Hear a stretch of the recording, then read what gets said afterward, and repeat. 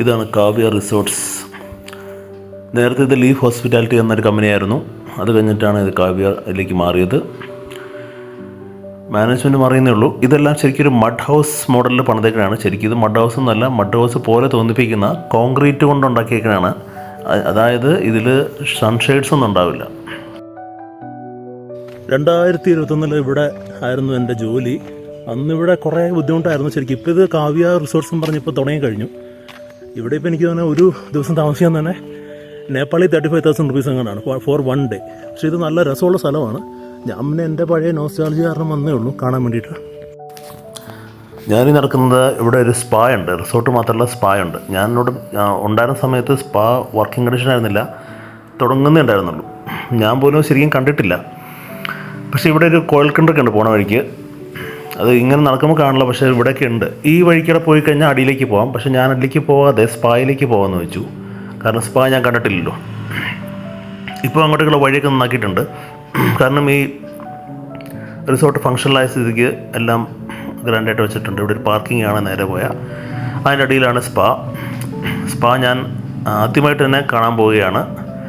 ഇപ്പം നേപ്പാളിൽ വന്ന് ഇറങ്ങിയുള്ളൂ ഇന്ന് രാവിലെ. പക്ഷേ ഇന്നലെ എന്നിട്ട് ഇന്ന് ഇതൊന്ന് കാണണമെന്ന് ഭയങ്കര ആഗ്രഹം. കാരണം ഈ ഒരു ദിവസം നാളെയൊക്കെ കിട്ടുള്ളൂ. അപ്പോൾ കിട്ടുന്ന സമയം കൊണ്ട് സ്പായൊക്കെ കണ്ട് അങ്ങ് പോകാമെന്ന് വെച്ചു. പിന്നെ ഇവിടെ എൻ്റെ കൂടെ വർക്ക് ചെയ്ത ജനറൽ മാനേജർ ഉണ്ടായിരുന്നു. സോ എൻ്റെ പുണ്യപാദങ്ങൾ സ്പായിലേക്ക് ഇറങ്ങുകയാണ്. അപ്പോൾ അങ്ങേര് പറഞ്ഞ് സ്പായ കയറി കാണാമെന്ന് വെച്ചു. പുള്ളിക്ക് എൻ്റെ കൂടെ വരാൻ സമയമില്ലാത്ത കാരണം ഞാൻ തന്നെ പോയി കാണുകയുണ്ടായത്. ഈ വഴിക്കിടയ്ക്ക് അന്ന് പോകാൻ പറ്റില്ലായിരുന്നു. കാരണം അട്ട എന്ന സംഭവം ഇവിടെ എല്ലായിടത്തും ഉണ്ടായിരുന്നു അന്ന്. ഇപ്പോഴില്ല, ഈ കാലാവസ്ഥയിലില്ല. കുറച്ച് കഴിഞ്ഞാൽ ഉണ്ടാവും. നമ്മൾ നടക്കുമ്പോൾ അറിയില്ല. കാലയിൽ കയറി കിട്ടിക്കഴിഞ്ഞാൽ ചോര ഒടിക്കും, എന്നിട്ട് കുറേ ചോര പോവും. അങ്ങനെയാണ് അതിൻ്റെ ഒരു പ്രത്യേകത, നമുക്കറിയായിരിക്കും. ഇപ്പോൾ സ്പാ ശരിക്കും കല്ലുകൊണ്ടുണ്ടാക്കിയതാണ്. ഈ സ്പാ ഉണ്ടാക്കി വെച്ചിട്ടുണ്ടായിരുന്നു, പക്ഷെ നടന്നു പോകാൻ പറ്റാത്ത കണ്ടീഷനായിരുന്നു അന്ന്. ഇപ്പോൾ അതൊക്കെ നന്നാക്കി എടുത്തു. ഇവിടെ നിന്നൊരു അടിപൊളി വ്യൂ ഉണ്ട്. ഹിമാലയൻ വ്യൂ എന്ന് വെച്ചാൽ അവിടെ നിന്ന് ശരിക്കും കാണാൻ പറ്റും. പിന്നെ ഇവിടുത്തെ ഒരു വെതർ കണ്ടീഷൻ എന്ന് വെച്ചാൽ നല്ല ചില്ലിങ് ആണ്.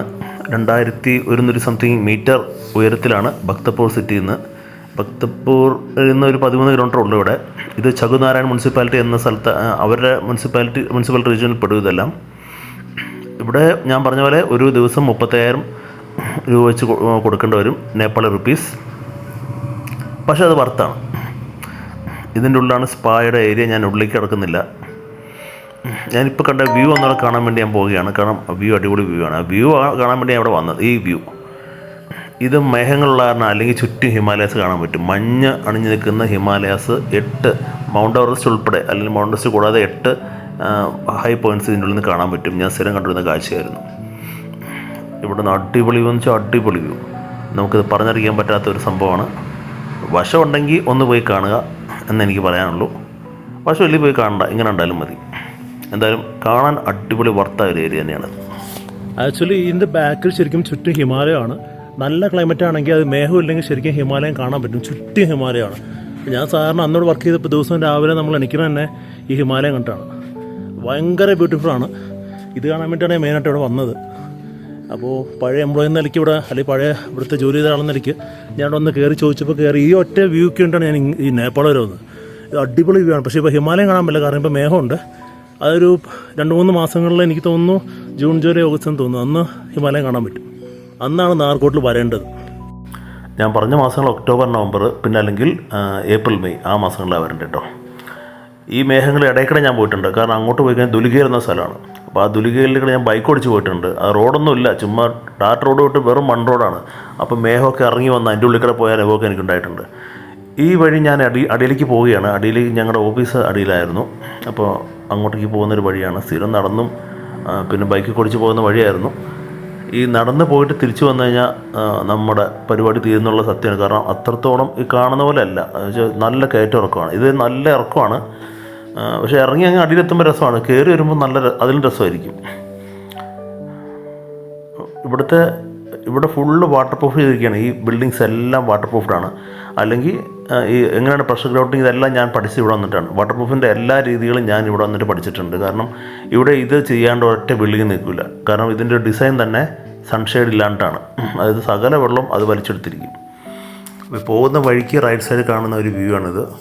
നമ്മളിവിടെ വന്നു കഴിഞ്ഞാൽ നമ്മളെത്ര കാശ് കൊടുത്തു എന്നൊന്നും നമ്മൾ ചിന്തിക്കില്ല. കാരണം ഈ പ്രകൃതിയുടെ സൗന്ദര്യം കണ്ടു കഴിഞ്ഞാൽ നമ്മൾ വന്നു പോയതിനൊക്കെ വില ഇടാൻ പറ്റാത്ത ലെവലിലാണ് ഈ ഒരു ഏരിയ. അത് പറഞ്ഞറിയിക്കാത്തൊരു അനുഭൂതി തന്നെയാണ്. പിന്നെ എൻ്റെ ഓർമ്മകൾ കുറേ ഉറങ്ങി കിടക്കുന്ന സ്ഥലമാണ്. അപ്പോൾ അതുകൊണ്ട് കൂടെ എനിക്ക് കുറച്ചും കൂടെ ഇഷ്ടമുണ്ട് ഈ സ്ഥലങ്ങളൊക്കെ. ഇവിടെയൊന്നും ഈ റോഡുണ്ടായിരുന്നില്ല. ഈ റോഡിൽ നടന്നു പോകുമ്പോൾ നമ്മൾ വീണ് പോയിരുന്നു. കാരണം അത്ര ഉരുളങ്കല്ലിൽ നടന്ന സ്ഥലമായിരുന്നു. അതിപ്പോൾ ഒരു കോൺക്രീറ്റ് ചെയ്തിട്ടുണ്ട്. അപ്പോൾ ഇവിടെയൊക്കെ ഓരോ വീടുകളും, ഈ വീടുകളൊക്കെ പണിയെടുത്തതൊക്കെ എനിക്ക് ഓർമ്മയുണ്ട്. കാരണം ഞാൻ ഇവിടുത്തെ ഏറ്റവും സീനിയറായിട്ടുള്ള ആളായിരുന്നു. അപ്പോൾ ഫുൾ എൻ്റെ കൺട്രോളിലായിരുന്നു. അപ്പോൾ ഈ ഒരു വളവും ഇവിടെ ഒന്നും വഴിയുണ്ടായിരുന്നില്ല. അപ്പോൾ ഞങ്ങളോട് തെന്നി വീണതും ഒക്കെ എനിക്ക് നല്ല ഓർമ്മയുണ്ട്. കാരണം തെന്നി വീണാൽ പോലും നമ്മൾ ഈ ഒരു സീൻ കണ്ടു കഴിഞ്ഞാൽ പിന്നെയൊക്കെ മറന്നു. അപ്പുറത്തെ ഹിമാലയത്തിൻ്റെ വ്യൂ കണ്ടു കഴിഞ്ഞാൽ നമ്മളെല്ലാം ഓർമ്മകളും ഒക്കെ അടിപൊളിയായിരിക്കും. വേദനകളൊക്കെ മറന്നു. കാരണം ഇത് കിട്ടിയ പിന്നെ രസമായിരുന്നു. ഇത് ഞങ്ങൾ പണ്ട് ഉപയോഗിച്ചിരുന്ന വണ്ടിയാണ്. അതിപ്പോൾ ചുമ്മാ കൊണ്ടിട്ടിരിക്കുകയാണ്, കൊള്ളാമെന്ന് തോന്നുന്നു. പിന്നെ ഞാനിപ്പോൾ എൻ്റെ ഓഫീസിലേക്ക് കയറി പോവുകയാണ്. അന്നത്തെ ബാക്ക് ഓഫീസാണ് ഈ കാണുന്നതെല്ലാം. ഈ റൈറ്റ് സൈഡിൽ നിന്നൊക്കെ ഞാൻ വർക്ക് ചെയ്തിട്ടുണ്ട് കുറച്ച് കാലം. പിന്നെ ഒരു ജനറേറ്റർ സെക്ഷനാണ് ഈ കാണുന്നതെല്ലാം. പിന്നെ ഒരു സെക്യൂരിറ്റി ഇവിടെ ഉണ്ടാവും. പിന്നെ ഇവിടുന്ന് പ്രത്യേക കാടാണ് ശരിക്കും. കാടെന്ന് വെച്ചാൽ നല്ല കൊടും കാട്. എന്നാൽ കുറേ നടക്കാനുണ്ട്. 2-2.5 കിലോമീറ്റർ കയറ്റം ഇറക്കൊക്കെയാണ്. അപ്പോൾ ആരായാലും ഇതുപോലെ കച്ചു. ഈ കഥപ്പ് എല്ലാ ദിവസവും ഉണ്ടാവില്ല. 2-3 ദിവസം കയറി നടന്നാൽ പിന്നെ കഥയ്ക്കൊന്നുമില്ല. പക്ഷേ നമ്മൾ വല്ലപ്പോഴും വരുമ്പോൾ ശരിക്കും കഥയ്ക്കും. പിന്നെ കയറിപ്പോകാനൊരു കുറച്ച് സ്റ്റെയർ കേസൊക്കെയുള്ള വഴിയുണ്ട്. ഈ ബിൽഡിംഗ് എല്ലാം ചോർച്ചയായിരുന്നു. പിന്നെ ഫുള്ള് വാട്ടർ പ്രൂഫ് ചെയ്താണ്. പ്രഷർ ഗ്രൗട്ടിംഗ് എന്നുള്ള സംഭവം ചെയ്തിട്ടാണ് എല്ലാം ശരിയാക്കിയത്. കാണാൻ നല്ല ഭംഗിയുണ്ട്. ഉള്ളിൽ സ്റ്റേ ചെയ്യാൻ നല്ല രസമാണ് കേട്ടോ. പിന്നെ വേറെ ഗുണമെന്ന് വെച്ച് കഴിഞ്ഞാൽ കരടിയും പുള്ളിപ്പുലിയൊക്കെ ചില സമയത്ത് ഈ വഴിക്കിടക്ക് വരാറുണ്ട്. അതിപ്പോൾ ഇവിടെ അവരാരൊന്നും പറയാറില്ലായിരിക്കും. നമ്മളുടെ നിൽക്കാറ് നമുക്കറിയാം. കരടി പുള്ളിപ്പുലിയൊക്കെ സ്വാഭാവികമായിട്ട് ഇതിലൂടെ വരുന്നതാണ്. കാരണം കാടിൻ്റെ ഉള്ളിലാണ് ഈ സംഭവം. പൊതുവേ അങ്ങനെ കുഴപ്പമൊന്നും ഉണ്ടാവാറില്ല. ഇതൊരു സ്വിമ്മിംഗ് പൂളാണ്, ഇൻഫിനിറ്റി സ്വിമ്മിംഗ് പൂളാണ്. ഏറ്റവും മുകളിൽ നിന്ന് ഈ വ്യൂ ഭയങ്കര രസമാണിത്. ഇതൊക്കെ പഴത്ത സമയത്ത് ഞാനിവിടെ ഉണ്ടായിരുന്നു. ഈ ചെടി നിന്ന് മുളച്ചിട്ട് പോലും ഉണ്ടായിരുന്നില്ല. നേപ്പാളിൻ്റെ സകല സൗന്ദര്യവും ആസ്വദിച്ചിട്ട് വർക്ക് ചെയ്ത ഒരു വ്യക്തിയാണ് ഞാൻ. അത് ഈ സ്ഥലത്ത്, ഇങ്ങനെയുള്ള സ്ഥലങ്ങൾ നേപ്പാളിൽ തന്നെ ചുരുക്കമാണ്. അപ്പോൾ അതിന് നല്ലൊരു ഭാഗ്യം ഉണ്ടായിരുന്നു എന്ന് തന്നെ ഞാൻ പറയുന്നു. അതുകൊണ്ട് തന്നെയാണ് തിരിച്ചത് കാണാൻ വേണ്ടി വെറുതെ കാണാൻ വന്നതാണ്. അങ്ങനെ അവിടെ നിൽക്കുമ്പോൾ മനസ്സിലാകെ ഒരു ഭയങ്കര രസം. പിന്നെ മുകളിലേക്ക് പോയി നമ്മുടെ എൻട്രൻസ് ഈ വഴിക്ക് ഇറങ്ങി വരാം, അങ്ങോട്ട് കയറിയും പോവാം. അങ്ങനെ 2-3 രീതിയിലൊക്കെ എൻട്രൻസ് ഉണ്ട് ബാക്ക് ഓഫീസിലേക്ക് പോകാൻ വേണ്ടിയിട്ട്. അപ്പോൾ ഞാൻ ഈ വഴിക്കും കയറി പോവുകയാണ്. ഇവരുടെ ആർക്കിടെക്ചർ നല്ല രസമുണ്ട്. കാരണം ഇവരുടെ നേവാർ ആർക്കിടെക്ചർ രീതിയിലാണ്. ഇതൊരു മഡ് ഹൗസ് ആർക്കിടെക്ചറാണെന്നാണ് പറയുന്നത്. ലൈറ്റിങ്ങും എല്ലാം നമ്മൾ പ്രതീക്ഷകൾ എത്രയോ അപ്പുറമാണ്. ഇതിന് ഞാനിങ്ങനെ അധികം റിസോർട്ടൊന്നും ഇങ്ങനെ കണ്ടിട്ടില്ല. പ്രത്യേകിച്ച് ഈ മൗണ്ടനിൽ ഇങ്ങനെ ചെയ്ത് വെച്ചേക്കണം നല്ല രസമായിട്ട് ചെയ്തിട്ടുണ്ട്. നമ്മൾ ശരിക്കും അപ്രിഷ്യേറ്റ് ചെയ്ത് പറ്റും. ഇവരുടെ ആ ഒരു ടേസ്റ്റും ആ ഡിസൈൻ സ്കില്ലൊക്കെ അടിപൊളിയാണ്. ഇതൊരു ഭംഗിയാണ്. ഇനിയും വേറെ സ്ഥലങ്ങളിൽ പോകാനുണ്ട്. പക്ഷേ എനിക്ക് സമയമില്ലാത്ത കാരണം ഞാൻ തിരിച്ചു പോകുന്നു അപ്പോൾ തന്നെ. കാരണം എന്നെ കാത്ത് നമ്മുടെ ആൾ നിൽപ്പുണ്ടായിരുന്നു. അപ്പോൾ പുള്ളിയുടെ വണ്ടിയിൽ കയറിയിട്ട് ഞാൻ തിരിച്ച്, പുള്ളിക്കും അധികം കാലം ഏറ്റവും പറ്റാത്ത കാരണം ഞാൻ താമസിച്ച സ്ഥലം എന്നുവെച്ചാൽ ഇതിപ്പോൾ ഞാൻ ജോലി ചെയ്ത സ്ഥലമാണ്. പിന്നെ ഞാൻ താമസിച്ചത് നാർക്കോട്ട് റിസോർട്ട് എന്ന് പറഞ്ഞാൽ 1973 നേപ്പാളിൻ്റെ ആദ്യത്തെ റിസോർട്ടാണ്. അവിടെയാണ് ഞാൻ താമസിച്ചത്. എനിക്കൊരു കോട്ടേജൊക്കെ ഉണ്ടായിരുന്നു. ആ കോട്ടേജിലേക്ക് പോകുന്ന വഴിക്ക് നല്ല മഴ പെയ്തു. ഞാനിതൊക്കെ നടന്നു പോയ സ്ഥലങ്ങളാണ്. ഒരു 6 കിലോമീറ്റർ ഉണ്ട്. അവിടെ നിന്ന് നടന്ന് 6 കിലോമീറ്റർ ഞങ്ങൾ പോകാറുണ്ടായിരുന്നു. അത് നല്ല രസമാണ്. ഇന്നിപ്പോൾ മഴയൊക്കെയാണ്. ഈ സമയത്താണ് മഴ പെയ്യുന്നത്. മിക്കപ്പോഴും മഴയുണ്ടാവും. കാരണം 2000 മീറ്റർ ഉയരത്തിലാണല്ലോ. അപ്പോൾ ആ റിസോർട്ടിൻ്റെ അടുത്ത് താമസിക്കുമ്പോഴാണ് എനിക്ക് കോവിഡ് പിടിച്ചതും അതിൻ്റെ ഹൈ ന്യൂമോണിയം പിടിച്ചത്. തട്ടിപ്പോണ്ടായിരുന്നു. അപ്പോൾ അവിടുത്തെ നാട്ടുകാരും ഈ പ്രകൃതിയും എല്ലാവരും കൂടി എന്നെ രക്ഷപ്പെടുത്താണ്. അപ്പോൾ അതുകൊണ്ട് തന്നെ എനിക്ക് ഇങ്ങോട്ട് ഭയങ്കരമായ ഒരു ആഗ്രഹമുണ്ട് തിരിച്ചു വരണമെന്നുള്ളത്. കാരണം നമ്മളെ ജീവിപ്പിക്കാൻ പ്രേരിപ്പിച്ച ഒരു സ്ഥലം കൂടിയാണിത്. അപ്പോൾ ഇവിടെ ഉള്ളവരെക്കാൾ കൂടുതൽ എനിക്കിഷ്ടമാണ് ഈ സ്ഥലമൊക്കെ. അത് അങ്ങനെ സംഭവിക്കുന്ന എല്ലാവർക്കും സംഭവിക്കുന്നൊരു കാര്യം തന്നെയാണ്. പിന്നെ നല്ല പ്രകൃതി രമണീയമായ ഒരു സ്ഥലം കൂടിയാണല്ലോ. ആൾക്കാരും നല്ല ബെറ്ററാണ്. അന്ന് ഈ റോഡ് ഇങ്ങനെ ഉണ്ടായിരുന്നില്ല. അന്ന് റോഡ് ശരിക്കും റോഡെന്ന് പറയാനുള്ള അല്ലാത്തൊരു കണ്ടീഷനിലായിരുന്നു. ഇപ്പോഴാണ് റോഡൊക്കെ ആയത്. കാരണം ഇവിടുത്തെ രാഷ്ട്രീയക്കാർ മൊത്തം അഴിമതി നടത്തി അവർ വീട്ടിലേക്ക് മാത്രം എടുക്കുന്ന ആൾക്കാരായിരുന്നു. ഇപ്പം ഞാനിത് ചെയ്യുന്ന സമയത്ത് നേപ്പാളിൽ അട്ടിമറിച്ചിക്കപ്പെട്ട് കഴിഞ്ഞു. രാഷ്ട്രീയക്കാരൊക്കെ പിഴുതെറിഞ്ഞ് ജൻസി അവർ ഭരണം പിടിച്ചെടുക്കാനുള്ള ശ്രമങ്ങൾ നടന്നുകൊണ്ടിരിക്കുകയാണ്. എൻ്റെ ഭാഗത്തിന് ഈ പ്രക്ഷോഭത്തിൻ്റെ തലേ ദിവസം ഞാൻ അവിടെ നിന്ന് വിട്ടു. അറിഞ്ഞുകൊണ്ട് വിട്ടാലും അറിയാണ്ടായാലും ഞാൻ ആ സമയത്ത് അറിയാണ്ട് വിട്ടുപോയി. എനിവേ ഈ പ്രകൃതി കാണാനും ഇത് ആസ്വദിക്കാൻ വേണ്ടി തന്നെ ഞാൻ ഈ പോകുന്ന വഴിയെല്ലാം എടുത്തിട്ടുണ്ട്. കാരണം എനിക്ക് ഓർമ്മകളിലൂടെ പോകാൻ വേണ്ടി തന്നെയായിരുന്നു. ഈ റോഡ് പണിയുന്ന സമയത്തായിരുന്നു ഞാൻ വന്നത്. ഇത് എന്നിട്ടും ഈ 2 കൊല്ലം മുമ്പ് കണ്ടാണ് തീർന്നതാണ് പറഞ്ഞത്. 2020 കഴിഞ്ഞിട്ട് ഇപ്പോൾ 2025 ആയിട്ട് 2 കൊല്ലം മുമ്പാണ് തീർന്ന പണി. എനിവേ ഇപ്പോൾ നന്നായിട്ട് തീർന്നിട്ടുണ്ട്. ഇത് സ്റ്റാൻഡേർഡായിട്ട് തീർത്ത ഒരു വർക്കാണിത്, കൊള്ളാം. അപ്പോൾ എന്നെ കൊണ്ടുപോകുന്ന ആൾ നമ്മുടെ നാർക്കോട്ട് റിസോർട്ട് അറിയാമെന്ന് പറഞ്ഞുകൊണ്ട്, പക്ഷേ അയാൾക്ക് അറിയില്ല എന്നുള്ളത് കുറച്ച് കഴിഞ്ഞപ്പോൾ എനിക്ക് മനസ്സിലായി. കാരണം അയാളെ ഞാൻ നിർത്താൻ വേണ്ടി നിർത്താനുള്ള അതല്ല എന്നാണ് പറഞ്ഞത്. പക്ഷേ എനിക്ക് മനസ്സിലായി അത് തന്നെയാണ്. ഞാൻ തിരിച്ചങ്ങോട്ട് കൊണ്ടുപോയി പുള്ളീനെ. ഈ പോകുന്ന വഴിക്കൊക്കെ ഒരു ക്രിസ്ത്യൻ പള്ളിയും പിന്നെ അമ്പലങ്ങളൊക്കെ ഉണ്ട്. പിന്നെ കുറച്ച് താമസിക്കാൻ പറ്റിയ ഏരിയകളൊക്കെ ഉണ്ട്. ചെറിയ ഓയോ ഹോംസൊക്കെ ഇതിൻ്റെ ഉള്ളിലുണ്ട്. ചെന്നാൽ ചെറിയ രീതിയിൽ താമസിക്കാം, വലിയ രീതിയിൽ താമസിക്കാം. 2000 രൂപയ്ക്ക് കിട്ടുന്ന ഹോട്ടൽസൊക്കെ ഇവിടെ തന്നെ നാർക്കോട്ട് തന്നെ ഉണ്ട്. ഞാനീ പോയ സ്ഥലത്ത് 35,000 രൂപയാണെന്ന് മാത്രം, നേപ്പാളി റുപ്പീസ്. അപ്പോൾ ഏത് പഠിച്ചിട്ടുള്ളവർക്കും അവിടെ പോകാം. അധികം കപ്പിൾസാണ് വന്നത് ഞാൻ പറഞ്ഞു. കപ്പിൾസ് അല്ലാണ്ട് തന്നെ പോകാൻ കരുത്തുള്ള എന്നെപ്പോലുള്ള ആൾക്കാരും അവിടെ ഉണ്ട്. അവർക്കും തന്നെ പോയി താമസിക്കാമെന്നേ ഉള്ളൂ. ആരും കപ്പിൾസായിട്ട് വരാമെന്നൊന്നും പറയാറില്ല. പണ്ട് ഈ കോളത്തൊക്കെ ഞാൻ പോകുമ്പോൾ അവർ പറയാണ്ട് ആരെങ്കിലും കൂട്ടിക്ക് വരാണ്ട് പറയാറുണ്ടായിരുന്നു. ഇപ്പോൾ ഇവിടെ അങ്ങനെയൊന്നുമില്ല. ഈ വഴിക്കാണ് കയറിപ്പോണ്ട്. ആക്ച്വലി ഇപ്പോൾ ലെഫ്റ്റിലേക്ക് വഴിയുണ്ടല്ലോ. അപ്പോൾ ഇങ്ങനെ പറഞ്ഞ് അതല്ലാന്ന് എന്നെ പഠിപ്പിക്കുകയാണ്. ഞാൻ പിന്നെ തിരിച്ച് അതല്ലാന്നും പറഞ്ഞ് ഞാൻ പിന്നെയും തിരിച്ച് കൊണ്ടുവന്നിട്ട് വഴിക്കടെ കൊണ്ടുവന്നു. സോറി, ഇപ്പോൾ കണ്ട വഴിയില്ല, കുറച്ച് കഴിഞ്ഞിട്ട് പോകണം. എനിക്ക് തന്നെ ഇപ്പോൾ കൺഫ്യൂഷൻ ആയിട്ടുണ്ട്. അതായത് കുറച്ച് കഴിഞ്ഞാൽ അതേപോലെയൊക്കെ തന്നെ ഇരിക്കും വഴി. ഇവിടെ എനിക്ക് എനിക്ക് പറ്റിയൊരു പ്രശ്നം വെച്ചാൽ ബീഫ് കഴിക്കാൻ പറ്റില്ല. ബീഫ് ഇവിടെ കിട്ടാറില്ല. ഈ വഴിയാണ് കയറി പോകേണ്ടത്. പക്ഷേ ഇങ്ങേര് പറഞ്ഞു ഈ ലെഫ്റ്റിൽ കാണുന്നതാണ് നാഗർകോട്ട് റിസോർട്ട് എന്നുള്ളത്. അത് ഇങ്ങേര് പറഞ്ഞു അതല്ലാന്നാണ് പറഞ്ഞത്. അവിടുത്തെ ആൾ തന്നെയാണ്, പക്ഷേ പുള്ളിക്ക് അത്ര പിടിയില്ലായിരുന്നു. എന്നിട്ട് പിന്നെ ഞാൻ നോക്കിയപ്പോൾ ബൈക്കിൽ ഈ വഴിക്കൊന്ന് പോകാനോത്തരം ഞാൻ വേണ്ടിയില്ല. കുറച്ച് നേരം ഞാൻ പറഞ്ഞു ബാക്ക് എടുക്കാൻ പറഞ്ഞു. എന്നിട്ട് ഞങ്ങൾ തിരിച്ചാൽ വഴിക്കാനോ ഈ വഴിക്കിടയൊക്കെയാണ് ഇറങ്ങി ഞാൻ ആംബുലൻസ് വഴിക്ക് കയറിപ്പോയത്. കാരണം എന്നെ കാത്തോടെ അടിയിൽ ആംബുലൻസ് ഉണ്ടായിരുന്നു കോഡ് പിടിച്ച സമയത്ത്. അപ്പോൾ അത് എന്നെ സംബന്ധിച്ച് ഭയങ്കര ഓർക്കാൻ പറ്റിയൊരു സ്ഥലമാണിത്. 1973 ഉണ്ടാക്കിയ റിസോർട്ടിലേക്ക് ഞാൻ തന്നെ കയറി പോവുകയാണ്. ഇവിടെയൊക്കെ മഴ പെയ്ത് കഴിഞ്ഞാൽ ഞാൻ പറഞ്ഞ ചെറിയ അട്ടയുണ്ടാവും. പിന്നെ പാമ്പ് ഇഷ്ടംപോലുള്ള സ്ഥലമാണ്. സൂക്ഷിച്ച് നടക്കുക എന്നുള്ളത് വളരെ സൂക്ഷിക്കേണ്ട കാര്യമാണ്. ലെഫ്റ്റിൽ ഞങ്ങളുടെ മെസ്സായിരുന്നു.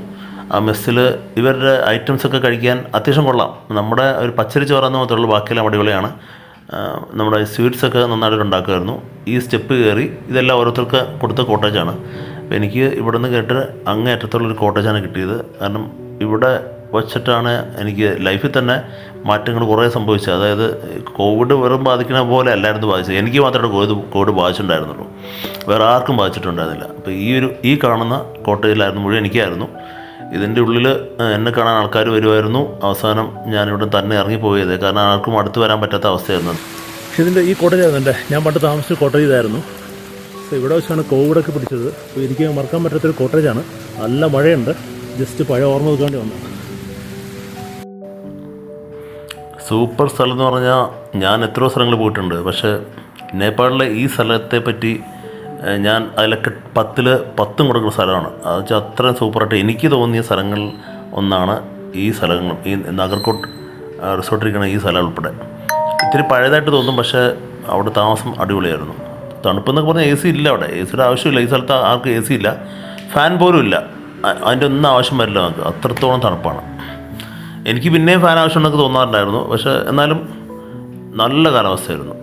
അപ്പോൾ ഈ വഴിക്കിടയൊക്കെ ഞങ്ങൾ വണ്ടി വയ്ക്കുന്ന സ്ഥലങ്ങളൊക്കെ ആയിരുന്നു. ഈ വഴിക്കിടെ അങ്ങ് പോയി തിരിച്ച് ഞാൻ ഭക്തപൂറിലേക്ക് പോവുകയാണ്. നാഗർകോട്ടിൽ നിന്ന് ഭക്തപൂറിലേക്ക് പോവുകയാണ്.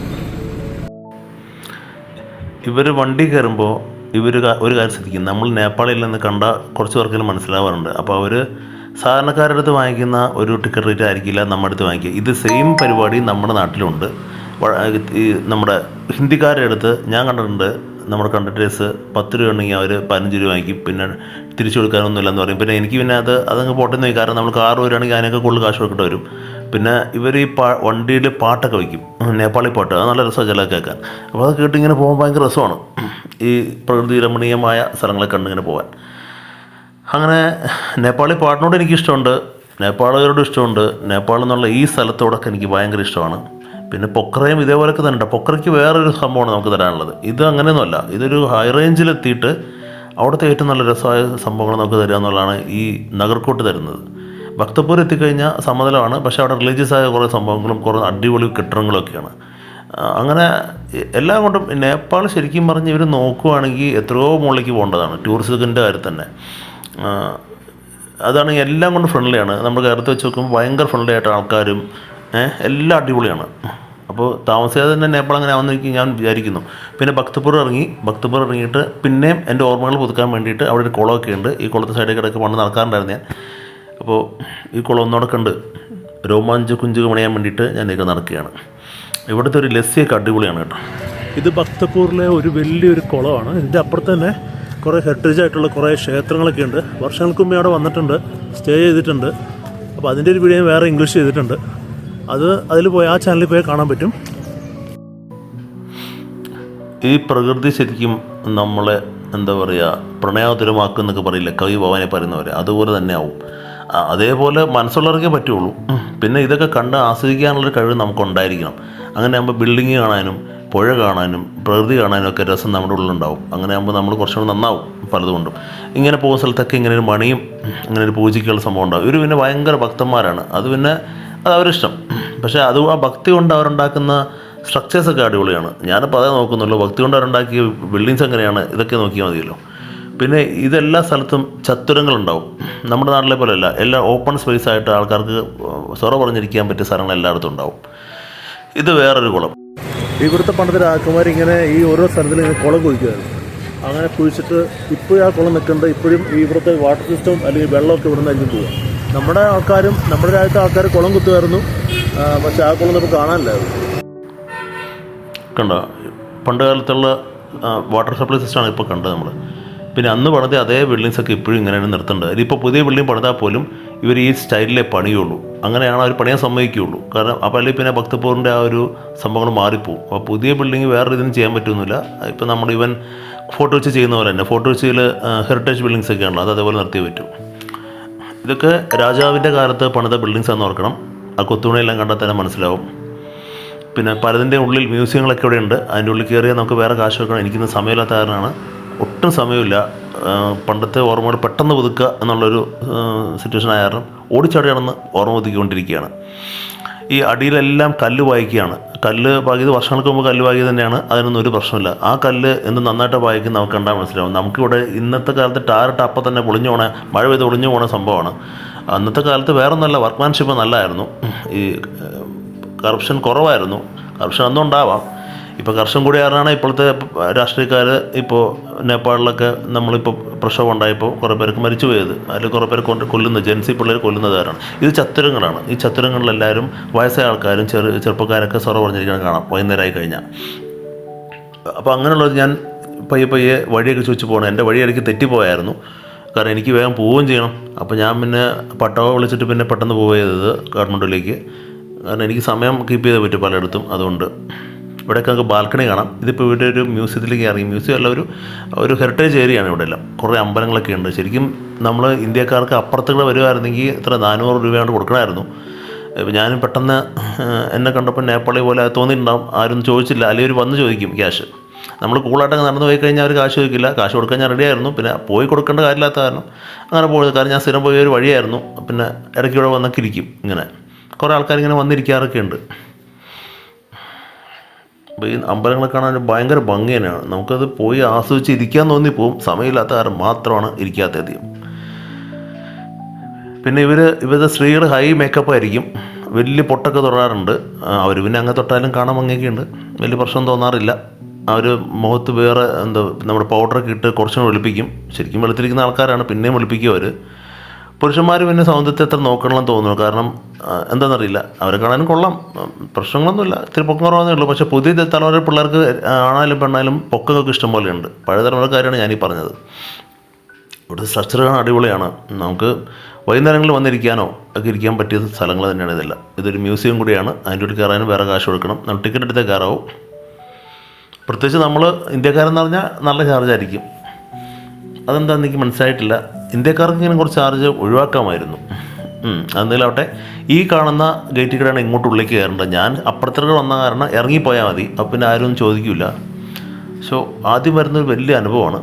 ഞാൻ ആ ഗേറ്റ് കടന്ന് ഇറങ്ങിയിട്ട് ഗേറ്റിൻ്റെ പുറത്തുനിന്നാണ് എടുക്കുന്നത്. ഇവിടെ ഞാനൊരു പട്ടാവ വിളിച്ചിട്ട് കാഠ്മണ്ഡുവിലേക്ക് പോകാനാണ് എൻ്റെ തീരുമാനം. കാരണം അല്ലെങ്കിൽ സമയം എടുക്കും ബസ്സിൽ പോവുകയാണെങ്കിൽ. ഞാൻ പട്ടാവ വിളിച്ചിട്ട് അവിടെ കറങ്ങി നടക്കുകയാണ്. അയാൾ എൻ്റെ ലൊക്കേഷൻ തൊട്ടങ്ങ് വരും. അപ്പോൾ ബൈക്കിലങ്ങ് പോയാൽ മതിയല്ലോ, പെട്ടെന്ന് എത്തുകയും ചെയ്യാം. കാറാണെങ്കിൽ കുറേ സമയം എടുക്കും. നല്ല ട്രാഫിക് ഉണ്ട് കാഠ്മണ്ഡുവിൽ. ഇവിടെ എല്ലാം ഞാൻ പറഞ്ഞാൽ ചെറിയ ചെറിയ കുളങ്ങളും വെള്ളം കൊടുക്കുന്ന ഏരിയകളൊക്കെ ഉണ്ട്. ഇതൊക്കെ പഴയ കാലത്തെ സിസ്റ്റമാണ്, അതിപ്പോഴും അവരങ്ങനെ കീപ്പ് ചെയ്യുന്നുണ്ടെന്നുള്ളതാണ്. ഇപ്പോൾ പശുപതിനാഥ ക്ഷേത്രത്തിലാണ്. ഇതാണ് ലാസ്റ്റ് പോയിന്റ്. എനിക്കിപ്പോൾ ഇനി വേറെ എവിടെ പോകാനില്ല, ജസ്റ്റ് ഒന്ന് കയറി കാണാം.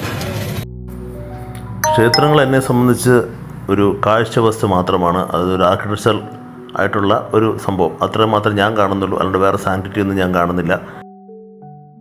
ഇപ്പോൾ പ്രശ്നം എന്ന് വെച്ചാൽ ചെരുപ്പ് ഊരി കഴിഞ്ഞിട്ട് ഇതിനുള്ളിൽ കയറാൻ പറ്റുള്ളൂ.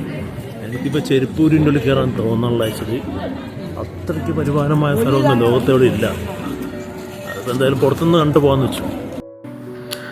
ചെരുപ്പ് ഊരിയാലും നമ്മുടെ കാലിൽ ചെളി പറ്റും. പിന്നെ എന്തിനാണോ ചെരുപ്പ് ഊരുന്നത് എനിക്ക് ഇപ്പോഴും മനസ്സിലായിട്ടില്ല. പള്ളികളിൽ അമ്പലങ്ങളൊക്കെ ചെരുപ്പ് ഊരി വെറുതെ നമ്മൾ ആവശ്യമില്ലാണ്ട് കൊടുക്കുന്ന പരിപാലനമായ കാര്യങ്ങളൊക്കെയാണ്. അതിലൊന്നും വലിയ അർത്ഥമായിട്ട് എനിക്ക് തോന്നുന്നേ ഇല്ല. ഇതൊക്കെ മാറേണ്ട സിസ്റ്റം മാറേണ്ട സമയമേ കഴിഞ്ഞു. ഇവൻ നമ്മുടെ ചില കടലിൽ കയറി ചെന്നാൽ ചെരുപ്പ് ഊരി കയറാൻ പറയും. അത് നീറ്റായിട്ട് ഉള്ളിൽ കയറുന്നതിന് കുഴപ്പമൊന്നുമില്ല. പക്ഷേ ഇത് പരിപാലനമാണെന്ന് പറഞ്ഞ് കയറുമ്പോഴാണ് അതിലൊരു പ്രശ്നം. അങ്ങനത്തെ സ്ഥലത്ത് പോകേണ്ടിരുന്നാൽ മതിയല്ലോ. ഇതൊക്കെ ഞാൻ കയറി കുറേ സമയത്ത് കണ്ട കാരണം എനിക്ക് പോകണമെന്നില്ല. കാരണം ഇവിടെയൊക്കെ ചെളിയുണ്ട് പോണ വഴിക്ക്. നമുക്ക് ചെരുപ്പ് വരാൻ ഭയങ്കര ബുദ്ധിമുട്ടാണ്.